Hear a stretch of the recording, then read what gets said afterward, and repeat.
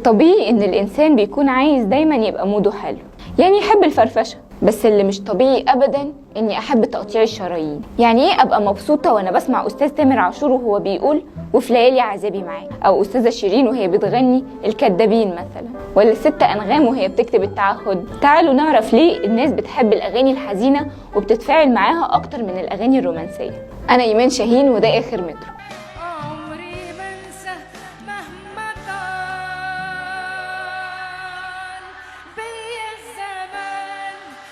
على قد ما الأغاني الحزينة كلماتها صعبة وبتقلب علينا المواجع، على قد ما كلنا بنحبها وبنحب نسمعها ونتفاعل معاها. وده مش انت لوحدك، ده كلنا كده. انت مش لوحدك يا فواز، انت مش لوحدك اخويا. وده راجع لدراسات كتير أثبتت إن الأغاني دي بتخرج الطاقة السلبية من الجسم. إزاي يا جدع؟ الدراسة بتقول إنك لما بتسمع أغاني حزينة بتحس إنك مش لوحدك في الموقف ده، وده يقلل نسبة إحساس الرفض أو الخسارة، لأنك بتتعاطف مع المغني وبتشوف إن ناس كتير حصل لهم زيك.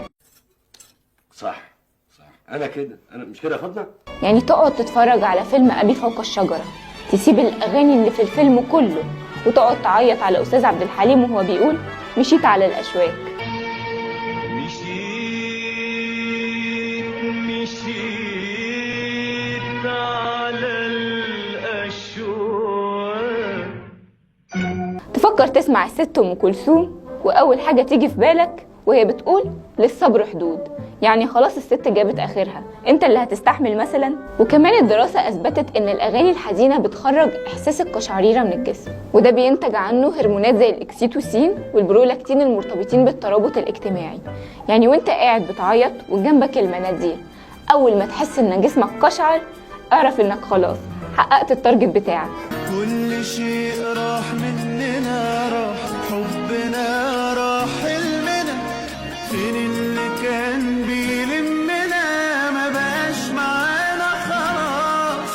تيجي انت بقى قافل الأغنية ونكمل بكرة. ده غير ان الدراسة بينت ان النوع ده من الأغاني بيخليك تحن للماضي وتفتكر الذكريات. يعني تقعد بقى تشوف قد ايه انت كنت قوي وعديت في مشاكل وتغلبت عليها، جو تنمية بشرية بقى وكده.